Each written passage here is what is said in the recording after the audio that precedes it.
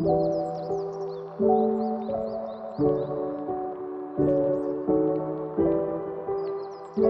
no es el tema de la predicación, ¿verdad? Yo voy a dar un paréntesis, igual hay muchos paréntesis a lo largo de la predicación, pero ayer yo me encontraba, yo vivo en Cabo Rojo, y esta época del año viene mucha gente del área metropolitana, o sea, hay mucho turismo, pero turismo interno, mucha gente del área metropolitana.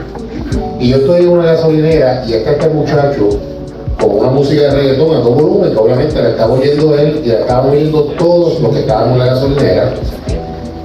Y pues para los gustos de los colores, a mí el reggaetón, el ritmo de por sí no me gusta. Y si no me gusta el ritmo, mucho menos las letras.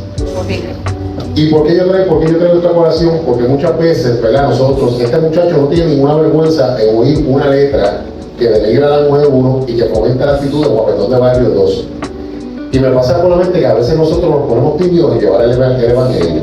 Pero ¿por qué, verdad? Y lo digo por mí, o sea, no estoy acusando a nadie en particular. ¿Por qué es que uno se pone tímido en llevar el evangelio si este muchacho no tiene ninguna vergüenza, ningún reparo en oír una letra denigrante, una música que no edifica?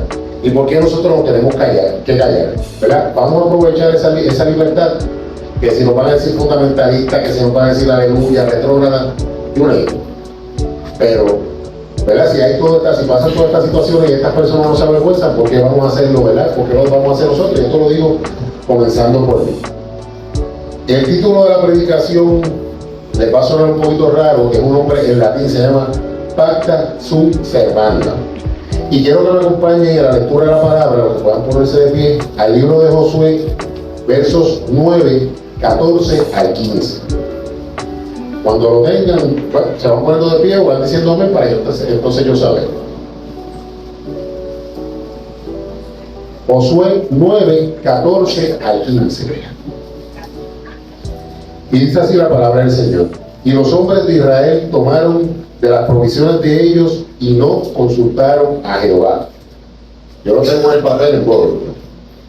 Y Josué hizo paz con ellos y celebró con ellos una alianza, concediéndoles la vida, y también lo juraron los príncipes de la congregación. Pueden sentarse, hermanos. Estas palabras, no es que yo estoy hablando de lenguas, y voy a hacer un pequeño paréntesis, ¿verdad?, con respecto a hablar de lengua, porque eso es un término que no lo hemos oído mucho. Las lenguas, ¿verdad? Hay dos tendencias dentro del movimiento evangélico, lo que se conoce el movimiento carismático y el movimiento secesionista. ¿Qué es eso? Los carismáticos, ¿verdad?, creen en los dones, que los dones del Espíritu Santo, como se daban en tiempos del Antiguo Testamento, están presentes en el Nuevo. Los secesionistas creen que los dones del Espíritu Santo cesaron. Mi opinión, ¿verdad?, es que si el mismo Espíritu Santo que actúa en los tiempos del Nuevo Testamento, el mismo Espíritu Santo que actúa ahora. Y hasta que no pasemos la presencia del Señor, va a seguir actuando. Por lo tanto, estas manifestaciones se pueden dar en el tiempo presente como se dieron en el tiempo pasado. Ahora, con los dones hay algo bien importante. Los dones son para edificación, no para exhibición. Una de las tentaciones, una de las cosas con que Satanás trató de tentar a Cristo es que hiciera un espectáculo. Le dijo, mira, vete al templo y tírate, haz un show. Y Cristo rechazó esa opción, ¿verdad? Las manifestaciones del Espíritu Santo son para edificación. El don de lengua es uno, no es el único, ¿verdad?, don que el Espíritu Santo otorga. Un don es un regalo. De ahí viene la palabra donar, ahí viene la palabra donativo. Y el Espíritu Santo lo da como mejor entiende. Usted puede tener un talento, por ejemplo, usted puede ser médico y no tener el don de sanidad. Usted puede ser maestro y no tener el don de enseñanza. Usted puede ser un CEO de una compañía y un CEO exitoso en una compañía multinacional y no tener el don de la administración de una iglesia, porque es un don que da el Espíritu Santo independientemente de nuestra conducta. Yo había mencionado la semana pasada, ¿verdad?, el libro de Corintios. Los corintios, ¿verdad?, no tenían el mejor comportamiento, y el apóstol Pablo había tenido que escribirles una carta para tratar con distintas situaciones que estaban pasando en los corintios. Pero era una iglesia donde los dones del Espíritu Santo se manifestaban. Incluso en la epístola de Corintios, los capítulos 12 al 14, se habla de los dones del Espíritu Santo, ¿verdad? Y esto es independientemente de nuestro carácter, porque nosotros no nos merecemos nada, ¿verdad? Y no tenemos ninguna, ¿verdad?, nada especial. Si vienen con los inventos o la gente creativa de tomar un curso para recibir dones del Espíritu Santo, rechácelo. Cuando los apóstoles, ¿verdad?, en la historia bíblica, ellos se encontraban en Jerusalén, fueron perseguidos, de Jerusalén salieron a un lugar llamado Samaria, y en Samaria una persona trató de sobornar a Pedro para que le diera el poder de recibir el Espíritu Santo. Y Pedro lo habló bien fuerte, ¿verdad? El Espíritu Santo no se vende.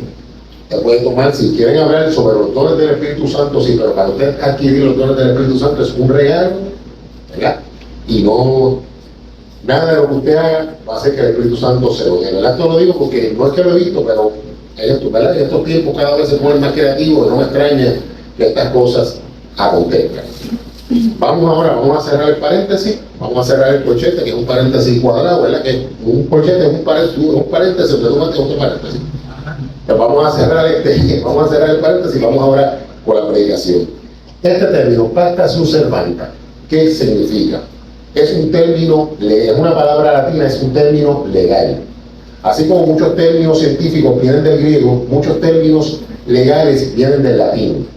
Porque los romanos, yo le había mencionado que la potencia, en los tiempos de Cristo, el país dominante o la nación dominante eran los romanos. Y los romanos dejaron muchas cosas como legado. Dejaron muchos monumentos, ¿verdad? Las personas que han ido a Europa, hay muchos, ¿verdad? Se han podido dar cuenta de que hay muchos edificios, muchas edificaciones que construyeron los romanos, incluso muchas se usan. Hay carreteras que todavía se usan, ¿verdad?, que no fueron diseñadas para vehículos de motor, pero estas personas hicieron tan buenas construcciones que todavía tienen uso. Lo mismo sucede con puentes, lo mismo sucede con muchas edificaciones, pero además de edificaciones, ellos también dejaron otros legados culturales y legados gubernamentales. El sistema de cámara de gobierno que nosotros tenemos viene de los romanos. El Senado es una institución que viene de los romanos. La Cámara de Representantes, que es o algo parecido, viene de los romanos. Nuestro idioma, el español, se deriva del latín, que era el idioma que hablaban los romanos, así que eso es un legado de los romanos. Y otra cosa que los romanos dejaron es un legado legal, ¿verdad? En muchos países del mundo, la tradición que utilizan, con muchas modificaciones, es el derecho romano, ¿verdad? Incluso Puerto Rico tiene parte de sus ¿verdad?, de su tradición legal, viene de este derecho. ¿Y qué quiere decir esta palabra? Pacta sunt servanda quiere decir los pactos se cumplen. ¿Verdad? Nosotros los seres humanos vivimos en sociedad y parte de vivir en sociedad es que hay transacciones comerciales. Y hay distintos renglones, ¿verdad? Dentro del comercio hay distintos renglones. Está la agricultura, está la manufactura y está el área de servicios. En el área de servicios pues está la banca, seguro, ventas al detalle, etcétera, etcétera. Y para que esa economía fluya de una manera uniforme, de una manera correcta, pues muchas veces se entra en lo que se conoce como unas obligaciones. La más común es los contratos, no es la única, pero ¿verdad?, es la más que nosotros podemos visualizar. Cuando usted, por ejemplo, va a contratar un servicio, va a una, quiero adquirir un celular, usted va a uno de estos booths en los malls, va a uno de estos booths y compra un celular, ¿verdad?, una unidad, y en adición pues compra un servicio de celular, ¿verdad?, de llamada, de internet, etcétera, etcétera. Pero, ¿verdad?, usted quiere una garantía de que esa persona le va a cumplir con ese servicio. ¿Y cómo se hace esa garantía? Mediante un contrato. También esa compañía que le brinda ese servicio también quiere una garantía de un pago, ¿verdad?, porque no lo está haciendo por amor al arte, quiere que usted le pague por el servicio. Y ahí tiene que haber un sistema que respalde que esa compañía le dé el servicio que usted espera, pero que también usted le cumpla. Y por eso es bien importante, ¿verdad?, y ¿verdad?, muchos sistemas de gobierno se le da mucha importancia al cumplimiento de los contratos, ¿verdad?, porque la economía depende de eso. No solamente la economía, nuestro funcionamiento en sociedad, ¿verdad? Usted da un trabajo, en algunos trabajos usted lo contrata, ¿verdad?, y usted lo contrata para que usted haga una función, y a su vez la persona que lo contrata pues le va a dar un pago, le va a dar una serie de beneficios que se llegó a un acuerdo. Ahora bien, los contratos tienen lo que se conocen como unos elementos, ¿verdad? Para que un contrato sea válido tiene que tener 3 características: consentimiento, objeto y causa. ¿Y qué es cada una de estas cosas? Por lo menos voy a explicar lo que es la causa. La causa es la razón por la que usted entra un contrato, ¿verdad? Esa razón tiene que ser una razón legítima. Por ejemplo, yo no puedo contratar a una persona para que, vamos a suponer, yo estoy teniendo problemas con la vecina, para que le pegue un tiro a la vecina, ¿verdad? Eso es un delito. Y si la persona no me cumple, yo no puedo ir a la corte a reclamar, mira, esta persona no me, ¿verdad? Le pagué 1,000 pesos para que me sacara a la vecina de por medio y no lo hizo. Si yo no voy a corte, voy preso. Primeramente, ¿verdad? Porque eso es conspiración para cometer un delito. Vamos a empezar por ahí, ¿verdad?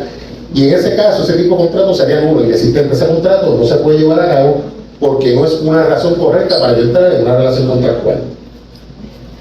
Otro de los elementos del contrato es el consentimiento, ¿verdad? Cuando usted va a entrar en un contrato, se espera que usted lo haga de forma voluntaria y que usted, o que las partes, ¿verdad? Porque son un contrato, siempre es entre ambas partes, estén de acuerdo al mismo. Vamos a suponer, vamos a dar el ejemplo del teléfono.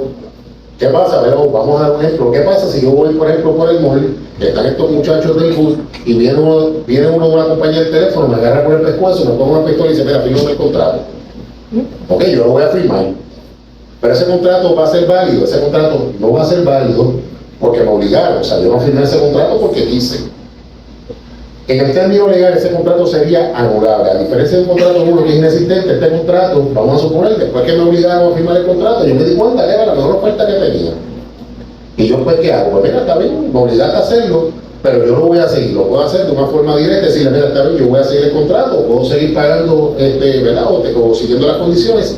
Y de ese modo me uno legalmente. O sea, de ahora en adelante, aunque me hayan obligado a consentir, después de pasado un tiempo, pues yo estuve de acuerdo y por lo tanto estoy obligado a seguir ese contrato. Y si incumplo, pues tengo que pagar las consecuencias del cumplimiento.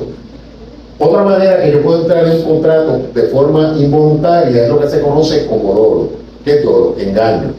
Vamos a suponer, vamos a dar el mismo ejemplo, estoy en el mall, voy a una cantidad de celulares y me ofrecen un celular que tiene una aplicación que me guía el carro y yo lo puedo programar, me pongo el dormido, el carro me lleva de Mayagüez a San Juan. Y yo estoy ilusionado por este contrato, firmo el contrato, cuando voy a bajar la aplicación no existe, tengo que ir a San Juan, si me quedo dormido me tengo que parar en el camino, porque este contrato no existe, ¿verdad? Y entré en contrato por dolo, por engaño. Y este contrato, pues yo también tengo la misma opción que tendría si me hubiesen obligado, pues yo lo puedo cancelar o lo puedo continuar, ¿verdad? Aunque el consentimiento no consentí, ¿verdad? Porque eso no era lo que yo había pactado. Yo esperaba que me diera la aplicación que el carro me llegara solo, pero bueno, esa aplicación que yo sepa no existe. Hasta ahora digo, sí, ¿verdad? No me extraña que ahorita se la inventen, ¿verdad? O la tecnología, la ciencia avanza tanto que no me extraña que eso ya esté. Pero, por lo menos, pues no hay, hasta donde yo tengo entendido, ¿verdad? No he podido bajar ninguna aplicación que lo haga, así que si quiero ir a San Juan, pues tengo que ir yo, ¿verdad? El carro no se iba solo, y no me puedo quedar dormido. Pues yo puedo entrar ¿verdad? Pero al igual que cuando es por forzado, tengo la opción de continuar o tengo la opción de seguir. Y al pueblo de Israel precisamente le pasó algo similar. El pueblo de Israel estaba en Egipto, ¿verdad? Dios, vamos a empezar por la historia, siempre me gusta comenzar con la historia bíblica, el hombre peca, Dios quiere, la comunión entre el hombre se corta, Dios quiere restablecer esta comunión, comienza eligiendo un pueblo, y para comenzar con este pueblo le hizo una promesa a una persona llamada Abraham. Y a sus descendientes, Abraham vivía en un sitio, lo movió hacia otro, y le dijo a Abraham que sus descendientes iban a ocupar esa tierra donde Abraham estaba viviendo en ese momento como extranjero. Abraham no era dueño de Palestina, ¿verdad? O Israel, pero sus descendientes lo iban a hacer en algún momento. Sus descendientes descienden a Egipto, ahí se multiplican, están 400 años en Egipto, muchos de estos años como esclavos, hasta que llega un tiempo en que son liberados mediante Moisés. Salen de Egipto, pasan por el desierto de Sinaí, reciben los mandamientos. Y dentro de los mandamientos, que no solamente fueron los 10 mandamientos, fueron muchos mandamientos, fueron muchos más. Usted lo puede leer en Éxodo, Número, Levítico, Deuteronomio. Dios le había dado una orden al pueblo de Israel. Y le digo lo siguiente: cuando ustedes entren a la tierra prometida, esa tierra no va a estar deshabitada. Hay una gente que está viviendo allí. Ustedes no me pueden hacer ningún pacto con esa gente. Y lo segundo es que las mujeres de ustedes se van a casar con los hombres de esa gente y los varones de ustedes se van a casar con las mujeres de esa gente. Esa gente se tiene que ir de ahí. Voy a hacer otro paréntesis, ¿verdad? Porque esto es un tema un poquito controversial. ¿Por qué Dios castigó a esta gente? ¿Por qué Dios le permitió al pueblo de Israel que lo sacara? Dice la palabra que por 400 años esta gente estaban pecando, y estaban pecando de forma voluntaria. No era que estaban ignorando el pecado, ellos sabían que lo que estaban haciendo estaba mal. Abraham había habitado con ellos allí, y Abraham fue un ejemplo de lo que debe ser una relación entre Dios y el hombre. Y en el libro de Génesis y en hebreo se menciona un tal Melquisedec, y era un rey, un rey sacerdote de una ciudad. Se cree que Melquisedec es una teofanía. ¿Qué es eso? Otra palabra rara. Una teofanía se cree que es una manifestación de la segunda persona de la Trinidad de Cristo en los tiempos del Nuevo Testamento. Si tenían la presencia de Cristo, ¿verdad? Pues esto es una teoría, ¿verdad? Bíblicamente no se respalda, mas tenían el ejemplo de Abraham para que lo siguieran, pues se supone que esta gente, ¿verdad?, siguiera los mandamientos del Señor, pero los desobedecieron. Y el Señor, pues, por 400 años le había dado la oportunidad de que lo siguieran, pero estas personas lo dejaron de hacer. Y el Señor envía juicios así a lo loco. Usualmente, cuando el Señor envía juicios, el Señor sigue el siguiente patrón. Él te avisa, Él te da la solución y te da tiempo para cambiar. Cuando el juicio llega, ya es porque se te dieron las oportunidades pertinentes y no las aprovechaste. Leas el libro de Daniel, capítulo 4, hubo un rey llamado Nabucodonosor, que este rey, ¿verdad?, había creado un imperio. A este rey se le subieron los humos a la cabeza. Y el Señor le envió un sueño diciendo que era Nabucodonosor, vas a tener la nube. Le manda un profeta que le dice a Nabucodonosor, mira, te va a pasar esto si no cambias, haz esto para que te evites el problema. Y le dio un año para cambiar. Nabucodonosor no oyó la advertencia de Dios, no siguió el consejo que le dio el profeta y no cambió. ¿Qué vino? Juicio. O sea, cuando el juicio viene, Dios es un Dios de amor, pero Dios justo. Y Dios ¿verdad? Dios no envía un juicio así a lo loco por coraje, porque Dios le dio ¿verdad? Estaba de amargura, estaba virado, y envió no. Y estaba ese día virado, pues hiciste algo, y te castigó. El Señor siempre avisa, ¿verdad? Porque es un Dios de amor. Los juicios que se anuncian en el Apocalipsis, aún esos juicios tan terribles que vienen para la humanidad, es muestra del amor del Señor. Porque la perspectiva del Señor es eterna. ¿Y qué está haciendo, verdad, cuando vengan estos juicios del Apocalipsis? ¿Qué le está diciendo a la humanidad? Mira, te envié a mi hijo, te envié profetas. A través de los medios ha estado predicando el Evangelio y no has querido cambiar. La otra alternativa que tengo es demostrarte que esta tierra, ¿verdad? Esta tierra no va a ser eterna, el cielo y la tierra pasarán. Te estoy enviando estos juicios para que te vuelvas a mí. Pero la humanidad va a ser tan terca y tan cabezona que no va a obedecer, lamentablemente, ¿verdad? ¿Y qué va a pasar? Cuando venga Cristo a la tierra, dice que la gente va a lamentar. ¿Y por qué van a lamentar? Porque ya no hay fe. Se te dieron todas las oportunidades y las rechazaste. Dios es un Dios de amor, pero es un Dios justo, ¿verdad? Y no quiero enfatizar solamente, ¿verdad?, el lado, ¿verdad?, justo de Dios. También quiero enfatizar el lado de amor. Pero aún, ¿verdad?, esos mismos juicios que muestran del amor de Dios, porque a Dios le interesa ¿verdad?, que pasemos la eternidad con Él. Y estos juicios es como cuando el nene está en la calle jugando, tú lo llamaste, el nene no te obedece, le alzaste la voz, el nene no te obedece, le diste dos nalgas, ¿verdad?, porque si se queda en la calle le va a pasar un carro y va a ser peor. Pues, ¿verdad?, tuviste que hacer algo malo para evitar algo peor. Pues estos juicios del Señor es algo así. Y no es que el Señor sea malo, es que el hombre no quiere dejar de pecar, porque a nosotros nos gusta el pecado. Y nosotros pensamos, ¿verdad?, que los únicos pecados que a la gente le gusta o que nos gusta son los pecados sexuales o los pecados financieros. Hay gente que está aborrecida, le gusta estar aborrecido. Hay gente que está ahí. O sea, yo he tratado con personas que, mira, todo te salió bien y están de mal humor. Pues no está bien, porque, muchacho, ojalá yo tuviera la bendición que tú tienes. Pero le gusta estar de mal humor, especialmente la amargura. Hay mucha gente que entiende que tiene derecho a estar amargado. Me hicieron daño, está bien, te hicieron daño, te lastimaron, claro, y no es justo, claro que no fue justo, pero tienes que perdonar, y el perdón tú no le estás haciendo el favor a la persona, lo estás haciendo a ti, porque entonces tú te quedas con esa amargura. ¿Qué va a pasar? Se la vas a pasar a otra persona. La amargura es como un cáncer, es como una enfermedad infecciosa, es como el COVID. Sí. O sea, tú tienes COVID, estornudas, toses, se lo pasas a otra persona. Pues la amargura es así. Muchas personas, ¿verdad?, que han salido, han pasado por divorcio, por situaciones especialmente, ¿verdad?, en las relaciones de pareja por divorcio, si estás molesto con la otra persona, mira, no trates de entrar en una relación porque no va a ser posible, porque le vas a estar pasando factura a esta otra persona. Entonces la otra persona va a estar pagando los platos rotos que no tiene la culpa de lo que hizo el otro o de lo que hizo la otra.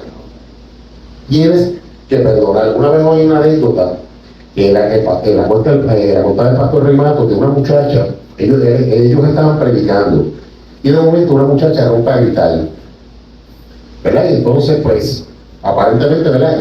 Aparentemente no, la muchacha estaba endemoniada y rompe a gritar en la predica, llaman los vagos, se le empiezan a orar por la muchacha y la muchacha seguía, mientras más oraba, más gritaba la muchacha. Parecía que el remedio estaba haciendo peor que la enfermedad. Y de momento uno de los pastores, llamado Jacobo Ramos, uno de los pastores asociados de Renato, siente, le pasa este pensamiento, dile a esa muchacha que perdone. Y él se le queda asustado, pero mira, esa muchacha está gritando, está en el piso, está dando patadas, dando puños. Vete y dile al oído de esa muchacha que perdone. ¿Verdad? Pero la lógica humana, ¿verdad? O sea, estas cosas asustan. Él se resistía por tercera vez, vete y dile que perdone. Y él se le acercó a la muchacha y le dijo, perdona. Pero la muchacha empezó a gritar más todavía. Y le dice, espérate, este fue el mandamiento correcto. Se iba a ir, vete y dile que perdone. ¿Verdad? Como cuando le dijo a Pedro, tira la red. Vete, se acercó a la muchacha y le dijo, perdona. Y la muchacha pegó un grito, te perdono. Y de ahí la muchacha se tranquilizó. Cuando ellos la entrevistan, resultó que la mamá de la muchacha la prostituía y ella tenía coraje contra la mujer.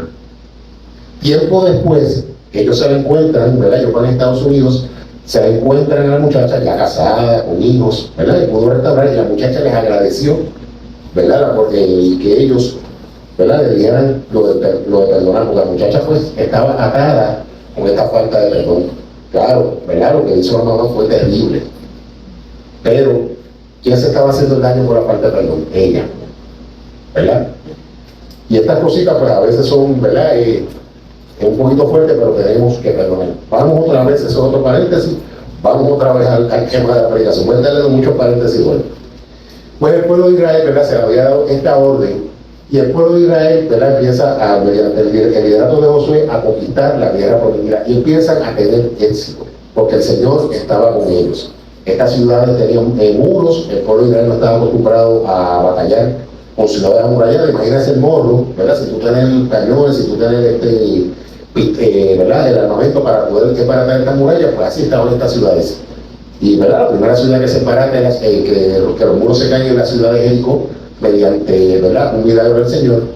Y empieza esta gente a tener, el pueblo de Israel empieza a tener éxito en la tierra prometida y a empezar a sacar a los cananeos que estaban allí.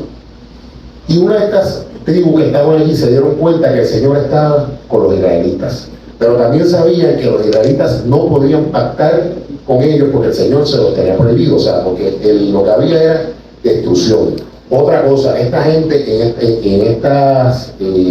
en esa rebelión contra el Señor habían caído en muchas prácticas, ¿verdad? Por ejemplo, especialmente prácticas sexuales que no eran correctas, que podían transmitir enfermedades. Tampoco eran en sus transacciones comerciales justos, estaban acostumbrados a hacer trampa. ¿Qué pasa cuando usted está haciendo trampa constantemente? La persona a quien engaña se va a molestar, va a desconfiar y va a empezar eso a crear malestar, ¿verdad? Y ya habían caído, ya habían llegado a un punto en su conducta pecaminosa que no tenían regreso. Y no quedaba, ¿verdad?, otro remedio ¿verdad?, que el juicio de Dios, porque ya se habían obstinado en el pecado. A los fariseos les pasó lo mismo, ¿verdad? Los fariseos se obstinaban en pecar y los fariseos sabían que Jesucristo era hijo de Dios, porque cuando Nicodemo se entrevistó con Cristo de noche, le dijo, sabemos que has venido de Dios, pero los fariseos se empeñaban en no obedecer los mandamientos. La obstinación, hermano, lleva a juicio. Antes, dice en un pasaje bíblico, que antes de la caída es la soberbia. Que la soberbia, obstinarme o ponerme, ¿verdad?, potrón, como decimos en Puerto Rico, con una conducta. No se usa mucho, ¿verdad?, el lenguaje coloquial, ¿verdad?, para que sepamos lo que estamos hablando. Pero si yo me pongo potrón con el pecado, lo que va a venir es juicio. Lamentablemente, ¿verdad? Y estas personas habían caído en esta conducta. Otro paréntesis con el pecado. Hermano, muchas veces, vamos por la predicación, muchas veces el Señor, ¿verdad?, nos mete en un corral. Y nosotros pensamos que el Señor nos está quitando la libertad, ¿verdad? Que el Señor se está metiendo en nuestra vida, que el Señor nos está dejando actuar, que está reprimiendo nuestra libertad. Hermano, el Señor nos está metiendo en un corral porque fuera del corral lo que hay son lobos, lo que hay son tigres, lo que hay son leones esperando a comernos. Detrás de ese, fuera de la verja de ese corral, está Satanás como león rugiente buscando a alguien devorar y nos quiere comer. Y el Señor nos está poniendo todos estos límites, no para quitarnos nuestra libertad, hermano, sino para protegernos de todo esta, ¿verdad? De todas estas cosas de Satanás y su maldad. Y muchas veces, hermano, nosotros somos cabezones, somos potrones, y nos queremos salir del corral. Y a veces el Señor nos deja que nos salgamos del corral. ¿Y qué pasa? Vienen las consecuencias. Vienen los mal llamados procesos, que no son procesos, hermano, son consecuencias. Y a veces estas consecuencias son de por vida, lamentablemente. Cuando el Señor nos tiene en el corral, no es porque el Señor nos quiera que estemos aborrecidos dentro de un corral, nos se está protegiendo, a veces de nosotros mismos. Y es bien importante, hermano, que entendamos esto. Bueno, vamos otra vez para arriba. El pueblo de Israel empieza este proceso de conquista, y una de estas tribus llamados los Gabaonitas, porque la ciudad se llama Gabaón, quieren entrar en un pacto con el pueblo de Israel, pero sabían que el pueblo de Israel se estaba prohibido que entrara en un pacto. ¿Y qué hicieron? Se fingieron, hicieron, ¿verdad? Lo que llamamos todo. Hicieron un pacto, porque ellos venían de otra región, e hicieron que los israelitas firmaran este pacto porque los israelitas no consultaron a Jehová. Y muchas veces, hermanos, nosotros cometemos ese error. En Santiago 1:5 dice: y si alguno de vosotros tiene falta de sabiduría, pídala a Dios, el cual da a todos abundantemente y sin reproche, y le será dada. Cuando Cristo estaba en esta tierra, antes de ser entregado por Judas, se dio la última cena en el aposento alto, y del aposento alto Cristo pasó con sus discípulos, con los 11 que le quedaban, hacia el huerto de Getsemaní. Y ya ellos, los discípulos, sabían que Cristo iba a ser entregado, y estaban como tristes por eso. Y Cristo les hizo una promesa, le dijo que le iba a enviar un consolador. El término griego es paracleto. ¿Qué es un paracleto? Una persona que te va a dar apoyo, que te va a aconsejar, que te va a dirigir. Sencillamente se iba la segunda persona en la Trinidad, que era Cristo, pero Dios permanecía en la tercera persona, que era el Espíritu Santo. Y nosotros tenemos esa guía, pero muchas veces, hermanos, no la usamos. Y podemos tener, ¿verdad?, las mejores intenciones del mundo, pero si no seguimos los mandamientos del Señor, ¿verdad?, vamos a ver las consecuencias. Si nos vamos a leer, vamos a recordar la historia en el Antiguo Testamento del rey David. Mientras David era perseguido por Saúl, David consultaba al Señor, ¿verdad?, a través del sacerdote, que era el medio que había en aquel tiempo para consultar al Señor, o a través de los profetas. Y siempre que David lo hizo, David fue exitoso. ¿Qué pasa? David prospera, y llega un tiempo en que le pasa como le pasó a la iglesia de Éfeso. Él amaba al Señor, pero se había desenfocado. La iglesia de Éfeso, que se menciona en el Apocalipsis, había defendido la sana doctrina, pero había perdido el primer amor. Se había desenfocado del Señor. Y el mismo éxito de David, de cierta manera, fue la causa de uno de sus fracasos. David empezó a tener éxito y dejó de consultar al Señor, aun cuando sus intenciones eran buenas. En una ocasión, David quiere ayudar a un hijo, ¿verdad?, del rey anterior, que era Saúl. La costumbre en aquel tiempo era que cuando entraba un rey nuevo, eliminaba al rey anterior y a toda su familia para que no hubiese un reclamo, ¿verdad?, para que nadie le retara esa autoridad. Pues la costumbre era que este rey mataba a todos los descendientes, ¿verdad?, para que nadie le retara su autoridad. Pero David se enteró que había un descendiente de Saúl vivo y lo quiso ayudar. Pero si usted lee en primera de Samuel, en segunda de Samuel, perdóname, ¿qué pasó? David no consultó. Lo que estaba haciendo David era bueno, sí, pero no consultó. Posiblemente, ¿verdad?, el Señor tenía otra manera de hacerlo, pero David lo hizo a su modo. En otra ocasión, David tiene un corazón agradecido, ¿verdad? Y un rey que lo había ayudado cuando él era perseguido por Saúl, muere, y él quiere, ¿verdad?, honrar la memoria de este rey, y envía una embajada a este rey, que era un pueblo llamado Amón, que eran descendientes de Lot y una de sus hijas, ¿verdad?, descendientes de una relación incestuosa. Y era un pueblo que no conocía al Señor. Y era un pueblo que el Señor le había ordenado a los israelitas que no destruyeran, pero también le había ordenado que no entraran en ningún tipo de contacto con ellos. O sea, no los destruyan, pero manténlos aparte. Y David, ¿verdad? Trata de honrar la memoria de este rey, pero el hijo de este rey no lo entiende así, entiende que David va a espiar. ¿Qué hace este rey cuando David envía la embajada? Deshonra a los embajadores. Y esto pues se consideró una declaración de guerra y David entró en esta guerra. David entra en esta guerra y en vez de irse a esta guerra, ¿verdad? Y estar en el área donde se supone que estuviera guerreando, se queda en el palacio. Se queda en el palacio, se pone a caminar, ve a una mujer bañándose, o sea, estaba desnuda, en otras palabras. David pues, se le sube la fragancia, como ese personaje de David la cambia, se antoja de esta mujer y la toma, ¿verdad? Que se supone que no le hiciera, rompe un pacto. Y algo bien curioso, esta mujer estaba casada con una persona, ¿verdad? El esposo de esta mujer llamada Betsabé se llamaba Urias Eteo. Eteo quiere decir hitita, y estas tribus era una tribu que el Señor les había prohibido a los israelitas que entraran en contacto. O sea, se supone que Betsabé no estuviera casada con esta persona, ¿verdad? Porque era una tribu que el Señor le había prohibido a los israelitas que entraran en contacto. Pero se había hecho un pacto, y los pactos se cumplen. Dios es un Dios de pacto. Independientemente, ¿verdad?, que se supone que no se entrara en pacto con estas personas, los pactos se cumplen. Lo mismo pasó con los gabaonitas. Cuando el pueblo de Israel entró en este pacto, ¿qué le dijo el Señor? Rompe el pacto, lo cumples. Hermanos, es bien importante que nosotros como creyentes seamos personas de pacto, que nuestro sí sea sí y que nuestro no sea no. Muchas veces nosotros le damos énfasis a determinado tipo de pecado, ¿verdad? No hacemos esto, no fumamos, no velamos, no vamos a fiesta, no velamos la muerte, como decimos por ahí.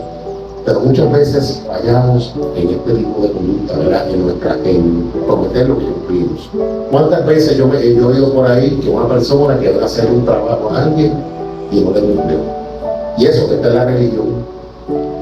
Y hermano, ¿qué hacemos con eso? El testimonio de Cristo de sus santos. Los pactos matrimoniales, hermano. Yo mismo soy divorciado, que se supone, ¿verdad?, que esto no sea la norma, porque el Señor repudia el divorcio. Y Satanás está precisamente atacando la familia. No solamente primero se dedicó para atacar los matrimonios, y ahora ha denigrado el matrimonio. Porque Satanás quiere destruir la sociedad. Él sabe que la base de una sociedad es la familia. Y la está atacando por ahí. Le está poniendo los inventos. Entonces, mira la mentira de Satanás. Dos personas del mismo sexo se casan y conservan los votos, y personas de distintos sexos y creyentes los separan. Por lo tanto, mis caminos son mejores. Falso. Satanás lo que está dando gato por liebre ahí, pero muchas veces nosotros estamos cayendo en esa trampa. Y es bien importante, hermano, que nosotros seamos personas de palabra, que cumplamos lo que prometemos, hermano, porque ese es el testimonio más efectivo que nosotros le vamos a dar a los creyentes. Más que si nosotros no hacemos esto o aquello. Hay muchas personas que no conocen al Señor, que no fuman, que no beben, que son, ¿verdad?, que tienen una ética o unos valores, pero no conocen al Señor. ¿De qué manera? ¿Qué testimonio más lindo nosotros le podemos dar al mundo? Que cuando cometamos algo, lo cumplamos. Y es bien importante también, hermano, ¿verdad?, que siempre consultemos al Señor en todo lo que vayamos a hacer.